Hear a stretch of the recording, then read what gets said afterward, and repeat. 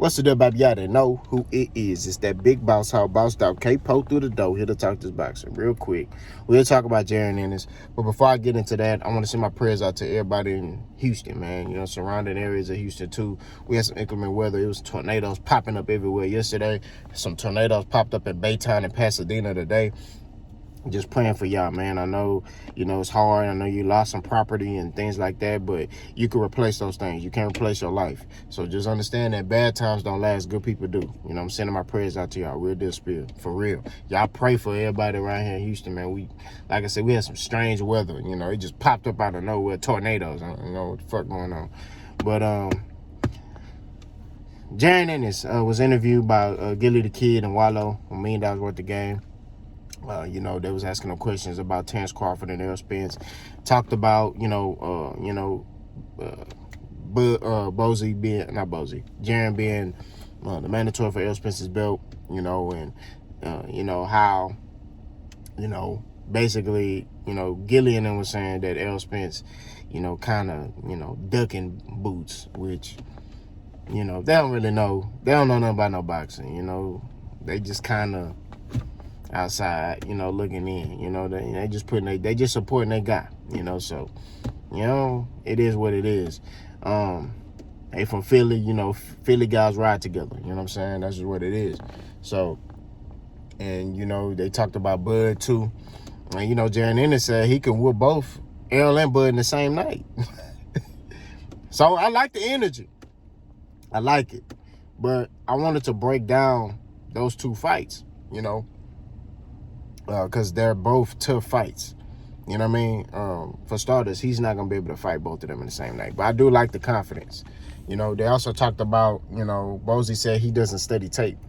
I'm telling you right now, he's going to have to study tape for Bud and Errol. That's just what it is. I mean, I like the confidence. I do. I really do. I respect it. But at the end of the day, you got to respect these two fighters. These is not easy fights, especially Bud Crawford fights. So let's start with Bud. Bud versus Boots. I think Boots can beat Bud, but it's not going to be easy. I would favor Bud, but like I said before, it's not going to be easier. I think it's an easier fight to win than Boots versus Errol, and here's why. Bud, for the most part, he's the smaller fighter, but that don't mean really, I don't really go off of that. I think, the reason why I say it's easier is because Boots is the bigger fighter, but he could do what Bud Crawford could do. He can box, he can be slick, which Bud not really slick, but Boots is a slick fighter. He could be slick, you know what I mean? Good head movement, good combination punches, shot selection. He can place your shots. He's kind of a complete fighter. Only thing he don't know how to do is cut off the ring. That's what he need to work on. I think with Bud, if he fought Boots, what he would have to do is use lateral movement and walk that young bull into something. That's what I think he can do, and I think Bud can do that. You know what I mean? And Bud, once he get you hurt, he gonna get you out of there. You know what I mean? Ain't no, oh, I'm gonna survive. Like, once he gets you hurt, the only fighter I think if Bud was to hurt, he wouldn't get out of there is Errol. I'm not gonna lie to you. I seen Errol get hit with some shit, by some punches, and he still be standing. He don't go down. He don't nothing. He still be coherent. You know what I mean? So, but I think if Bud get Boots hurt, because Boots get hit with some shit. You know what I mean? Now, Boots does do what Canelo do. He turns his head to listen to blow. You know what I mean? Or the punch. So when you throw your punch, he turns his head. So you still hitting him, but it lessens the blow of the punch instead of him taking a direct punch. And he get dazed and he get rattled or some shit like that. So I think that fight what Bud would have to do to beat Boots is use lateral movement, run him into some shit. Bud normally takes a couple rounds to see what you're doing anyway. So I think early on, Bud may be down on the cards. But then if it's, if it go the full 12, I think in the later half of the fight, Bud will eventually figure him out and then just start winning those rounds if he don't hurt him and stop him by then. You know what I mean? I think Bud will beat Boots by decision. I'm not going to lie to you. Right now, I think that. Now, if Boots is able to get a couple more fights and get that experience under him, then it's a different ballgame. I think Boots will beat Bud. But right now, I think Bud Bud will beat Boots by decision. You know what I mean? I just think that experience, and I think at times Boots will get too antsy and start headhunting. He don't deviate. He don't switch up his punches yet, And I get it. He's confident. He a young boy who believe in himself, and he's supposed to. But at the end of the day, Terrence Crawford, that ain't no easy fight for nobody. You know what I mean? I'm gonna be real. You know what I'm saying? What Boots will have to do against Bud is, like I said, he will have to cut the ring off, because I think Bud gonna use lateral movement once he feel that power, because they say Boots got some power. It's explosive power. It's not thudding power. It's explosive, sharp power. So I think what he will have to do is use lateral. I mean, he'll have to cut the ring off. He also will have to invest in Bud's body, right? He will also have to catch and shoot. He'll have to block and parry a lot of shots and jockey for positioning. You know what I mean? I think Boots will have to fight southpaw against Bud. You know what I'm saying? That's just what it is. I think if Boots fights southpaw against Bud, majority of the fight, I think he can win if he do that. But he gotta learn to cut that ring off. He gotta be patient, and he has to set up his shots. A lot of time, Boots, he does a lot of lunging in and stuff like that. You know what I mean? And you can't do stuff like that. So he gonna have to work behind his punches against a fighter like Bud. You know what I'm saying? He gonna have to work behind his punches, keep his head off the swivel, you know what I mean? Really make deposits to the body on Bud, and just be defensively responsible. Because Bud gonna be coming as far as just his shot selection. Bud work rate is not high anyway. Bud pretty much throw a combination, see what you're doing, step back, okay, come back in, combination, see what you're doing. So he don't have a high work rate. He just kind of look to counter you and catch you with shots. He'll throw a combination, 1, 2, 3, step back, uppercut. He do stuff like that.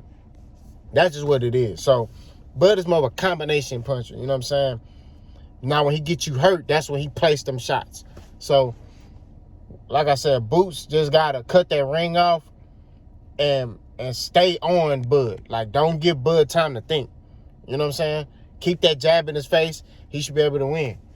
But right now, I would favor Bud over Boots right now. I'm not going to lie to you. Now, Boots against Errol, that's a tougher fight for Boots. The reason why I say that is because Errol Spence's work rate is high. So Boots going to have to train. He got to be in the best shape of his life to fight Errol Spence. Errol Spence also is a big welterweight. He's strong. He got different type of power. He has inebriating power that hurts you. Throwing them shots to the body. I'm telling you, that's going to be a more exciting fight than Boots versus Bud. The reason why I say that is because Boots versus Bud is going to be more of a technical fight. I think Errol versus Boots is going to be more exciting because Boots going to have to up his work rate. You know what I mean? Now, what Errol got to do against Boots is keep that jab in his face and basically stay on Boots. Keep Boots on the ropes. I ain't really seen Boots back on the ropes, so I don't know if he can fight well off the ropes. You know what I'm saying? So it's going to be a lot of the same thing, jockeying for position, But I think Errol Spence, man, right now will stop Boots. I'm not going to lie to you. I think right now, but it ain't going to be an easy stoppage. It's going to be like late, maybe around 11. You know what I mean? I think Errol going to take him into deep water and drown him. That's what I feel like. I feel like Errol Spence is going to use that jab, jockey for position, use that jab, keep it in his face, make him reset, and them body shots, like, I don't think Boots going to be able to handle that, man, for real. Them body shots. I like Boots, man. Boots cold. He the future, but I say right now, I don't know if he's successful. I made videos in the past, like, oh yeah, he can beat Errol. He can, but he got to be like defensively responsible, especially against Errol. You know what I mean? I think Boots going to try to use lateral movement. The problem is Errol Spence know how to cut that ring off. Errol Spence know how to use that jab. And, like, a lot of people look at Errol and they think, oh, he a basic fighter. And it's like, that nigga, he basic, but when you get in there with him, his tactics works. A lot of people don't see the masterclass teaching of Derrick James. See, Derrick James teaches his fighters, you know how you normally slip a punch, right? You slip it. Errol Spence Derek James teaches his fighters to use their feet to get out of the way and get in and out and step a certain way. You see what I'm saying? They use their feet a lot instead of using the hips. Now, they do use their hips, you know what I mean, in certain spots. I see Errol mainly use that when he on the inside. But a lot of time they use their feet and their arms. That's why they got a high guard. They use their feet and their arms to block and parry and, you know, things like that. So, and they use the jab a lot. The jab, Derek James teaches fighters to, that's why you see a lot of fighters that Derek James train. The top two fighters, Errol Spence and Jermell Charlo, they jab is strong. Derek James lets them know that's your moneymaker. That sets up everything else. So when you look at Errol, he got a strong jab. I think if he's able to keep hitting, I mean, he whooped Danny Garcia ass with a jab. You know what I'm saying? So I think he gonna do the same thing to Boots. He gonna keep that jab in his face. You know what I mean? Now, granted, Boots gonna have some success. And one thing what Boots got to do against Errol is he got to be able to take Errol Spence's jab away.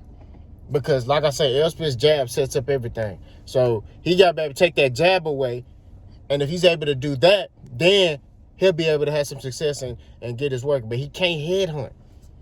He going to have to throw combinations against Errol. If he's able to do that, he can win by decision. I don't see him stopping Errol. But I can see him getting a decision. Because the problem, and what Sean Porter threw combination punches against Errol. That's how Errol was able to, that's why Errol was struggling a little bit. Because Sean Porter was throwing combination punches. That's the way you beat Errol. And at times, he was taking away Errol Spence's jab. Right? He didn't do it consistently, but there were times when he took away the jab. And he countered the jab. You see what I'm saying?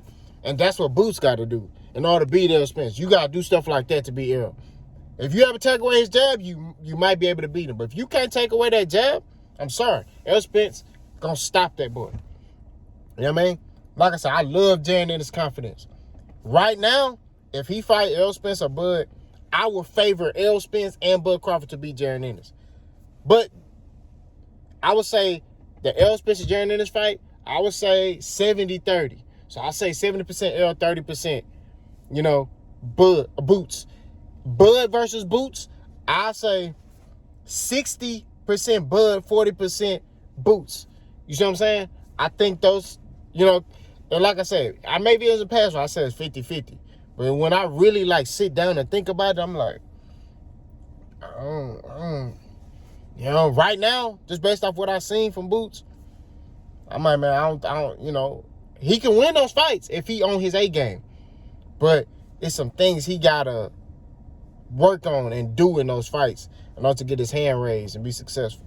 So y'all let me know what y'all think, man. You know, let me know if my breakdown was accurate. You know, I don't run for no smoke. Boss gone.